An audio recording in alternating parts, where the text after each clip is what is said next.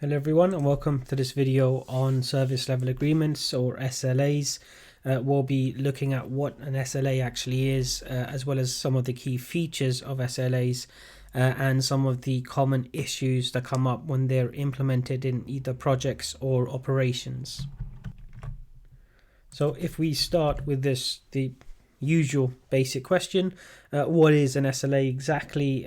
It's almost certain that as consumers, you will have been party to an SLA of some description, particularly if you're using a web service of some kind, as well as in your professional roles. You almost certainly will also be party to an SLA in an operational sense.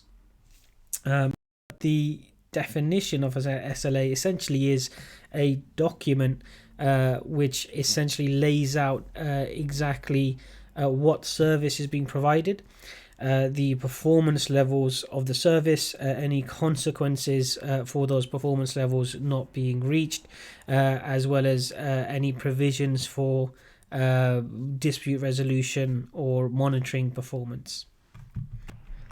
So yeah, I used the word performance quite a few times there, but that's because that's really what SLAs are concerned with. So while the bread and butter of the contractual agreement is, as always, the exchange of consideration by the parties. So what the service in a nutshell actually is, and the sum of money usually being paid to secure that service.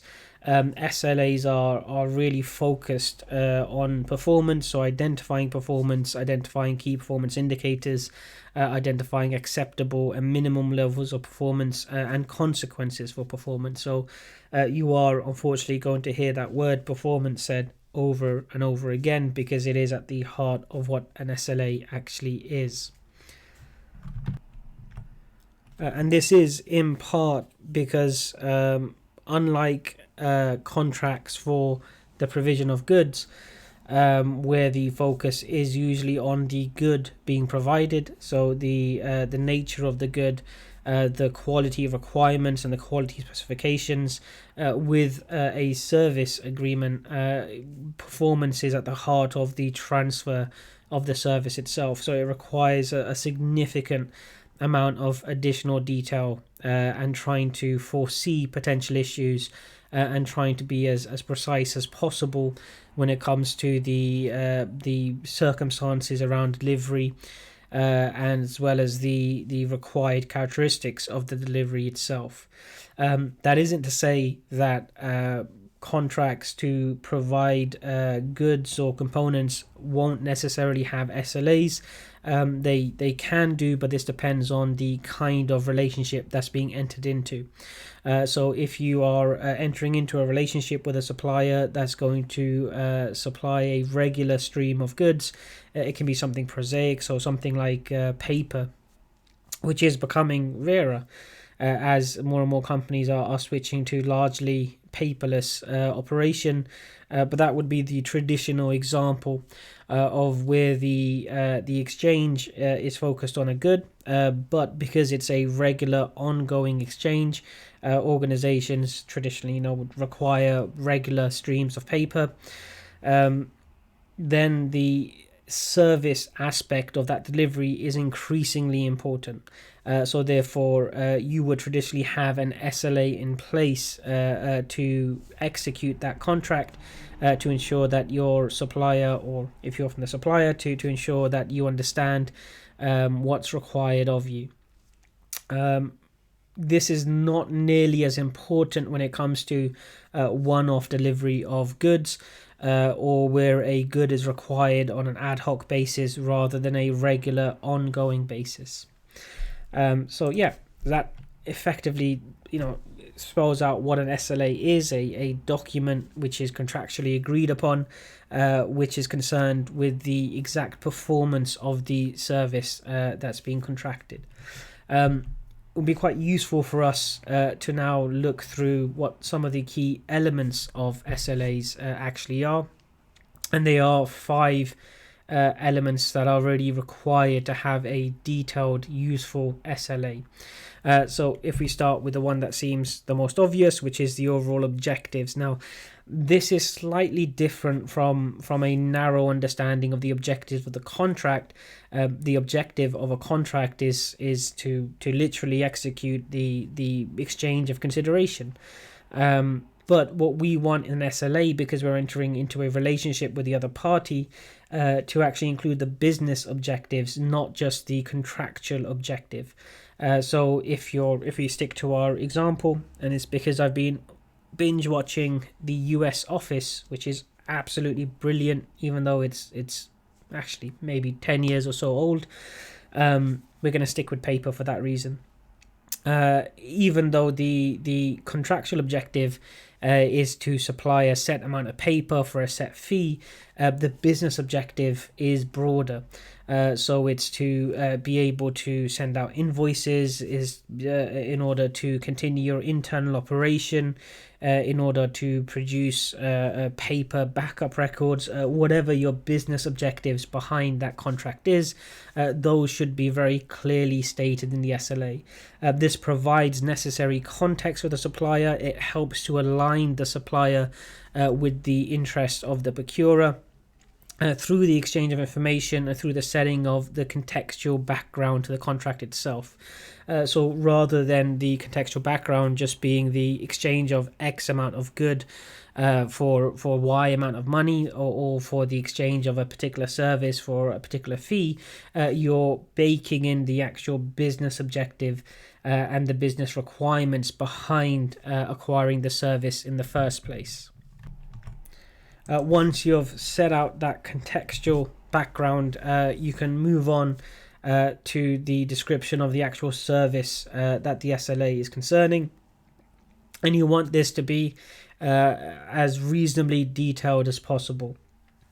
So instead of just identifying the item, so instead of saying we need 50 reams of paper every week, you want to have the actual timings. So Monday by 12 p.m. or so on, the exact amount, the quality specifications, the location information, anything which is needed to really pin down exactly how the service should be executed. So once you have the description of the service, the next element that would need to be included would be the performance standards, and this is plural, so you would want to include more than one performance standard. So you would want to have the ideal or the optimal standard, and that should be a realistic standard in of itself. And then there should also be a set of minimum acceptable standards, and that's quite an important thing to have there. So you want the SLA to be flexible enough to recognize that exceptional circumstances sometimes do occur, and also to be flexible enough to act as an incentive to improve performance rather than being a single hard cutoff point. The reason why you would want to have this in there is because you would want to have a separate, as I said before, minimum acceptable standard at which you may choose to deem a critical failure level that can result in the contract being cancelled, or severe steps being taken. This would not work if that was also the optimal standard, meaning if the supplier dips below the optimal standard, it instantly incurs severe penalties, or it instantly incurs the dissolution of the contract. That doesn't act as an incentive as much as it acts as a disincentive to really go into that kind of SLA or agreement. Even if the supplier is desperate enough to enter into that kind of SLA, there isn't necessarily the flexibility that's needed to build a strong working relationship. That often comes with a period of adjustment where performance may not reach the levels that it needs to be, but that's part of the process in achieving those levels is to have incidents where disputes are raised or concerns are raised. Monitoring is taking place and there's regular review meetings. That would be the way to improve service levels rather than just choosing to deem it a critical failure. So for that reasons, you do want to have multiple performance standards with at least two minimum acceptable standard and an optimal standard. And even when we look at the optimal standards, there should be some give and some flexibility built in. So I said that almost all of us are party to some kind of SLA as consumers, and a good example of this would simply be our SLAs that are in place when it comes to online services. Now, it's slightly different if you're using a service for free, so something like a personal Gmail account. Those come with a lot looser contractual terms, but certainly if you're using something like Office 365 or Google Suite for Work, or Novell Suite, or any kind of online productivity or web-based productivity suite, because the actual productivity applications are typically in servers controlled by the company. So if you use Office 365 at work, then it's unlikely, unless you're really a very big organization with very strict data policies, it's likely that your email servers as well as your cloud storage servers are going to be in an external server controlled by Microsoft. If this is the case, you'll see that the SLAs will typically specify something like 99 or 99.5 or 99.55% uptime, rather than 100% uptime. So you may think that 100% uptime would be the optimal service level. That's just not feasible over any reasonable period of time. So over the case of a year or 6 months, there's likely to be small periods where the server is just unavailable for one reason or another. I think there's regular national and international or partial international outages of Office 365 on practically a yearly basis. So looking at the exact terms of the optimal performance standards for SLAs for web services gives us an indication that even at the top level of specified performance standard, there should be a degree of give and a degree of flexibility built in. Once we have our performance standards, we also want to link that to a compensation process. So this would be the role of an SLA in trying to amend or adjust supplier behavior.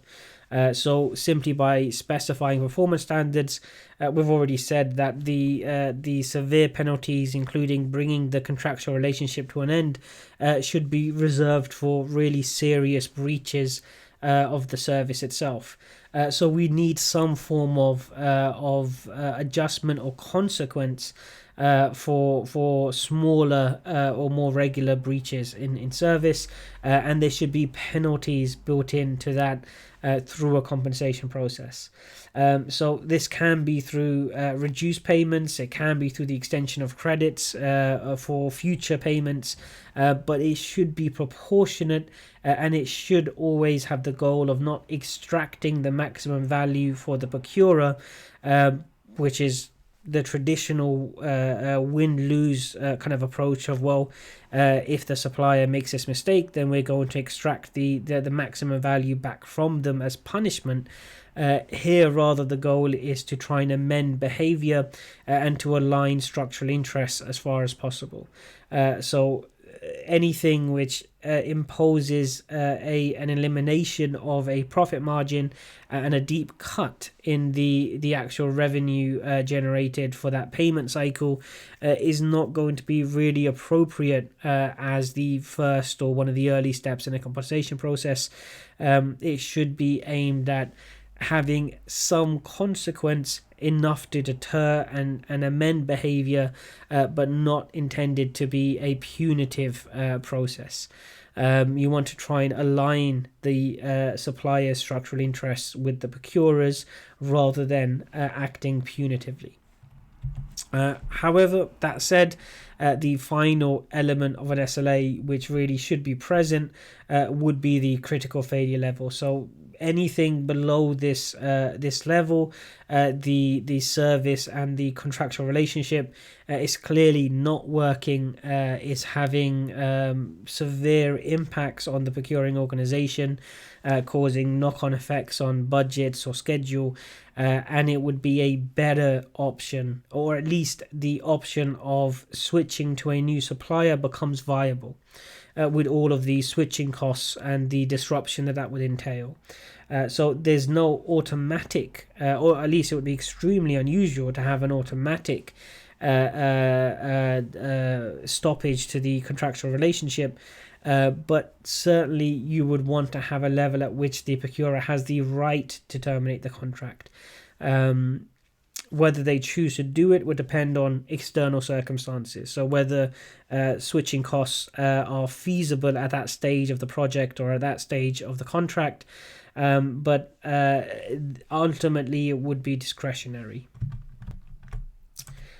So with that said, we are just going to run through some common issues with SLAs that are really the result of interesting research on the execution of SLAs, not in best practice or in within theoretical frameworks, but actually gathered from this particular list of 4, gathered from studies done on SLA failure rates, and the major cause of breakdown in the relationship with service providers.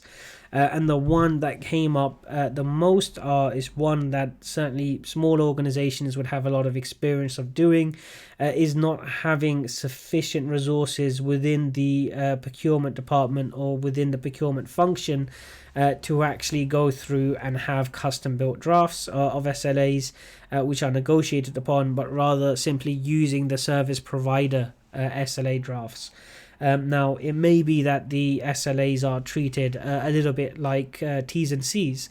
So lots of service providers will have boilerplate T's and C's. They'll have their own standard terms and conditions, and unless you're a particularly large client, you're invited to essentially accept their standard terms and conditions, or to just move on and choose another service provider, and that's not uncommon. However, the same should not be seen for SLAs.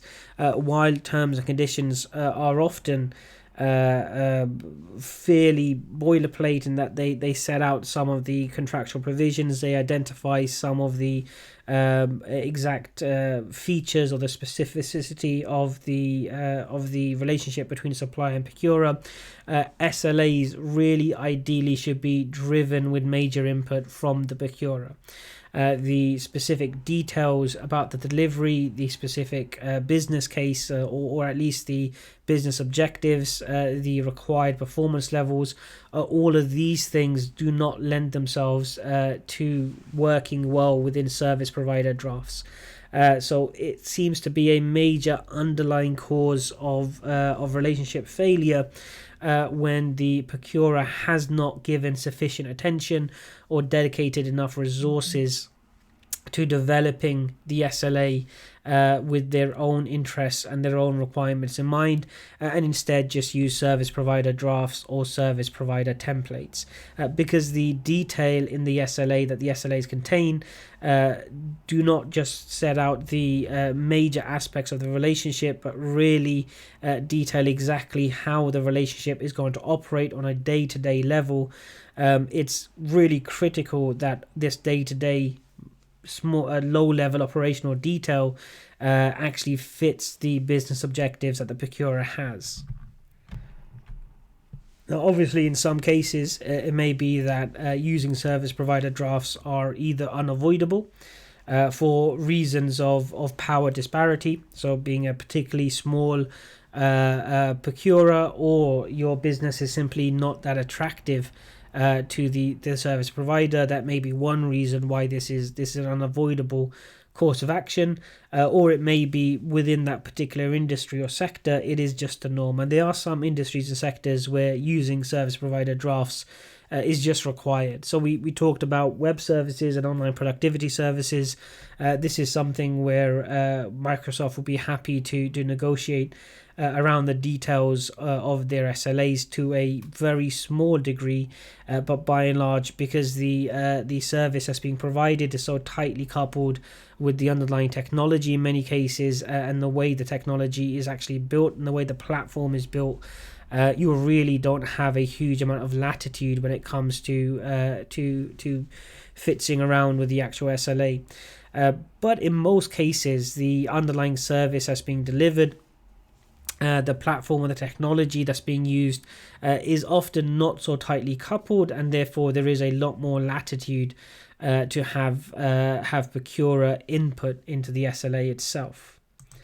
The next of our four major underlying issues with SLA failure and relationship failure would be lack of detail.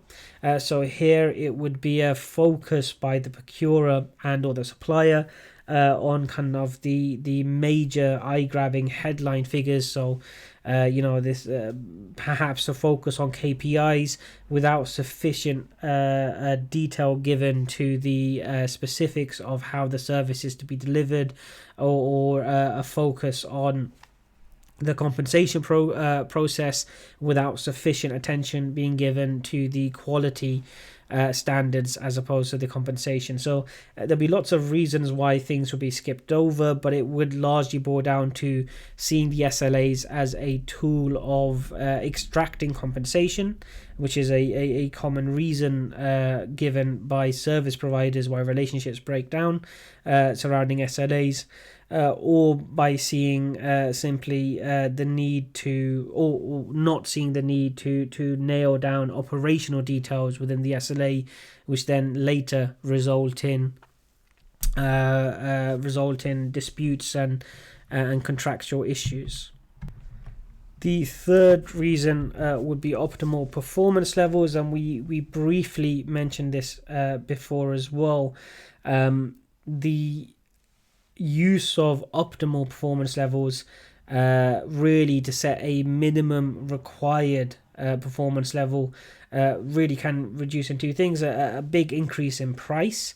A supplier really then has to bake in potential compensation as a result of ordinary operational issues, which then extract a heavy cost in terms of the compensation process, or the build in to the price the risk of the contractual relationship being ended because the performance levels were breached and it dipped below the minimum required performance level.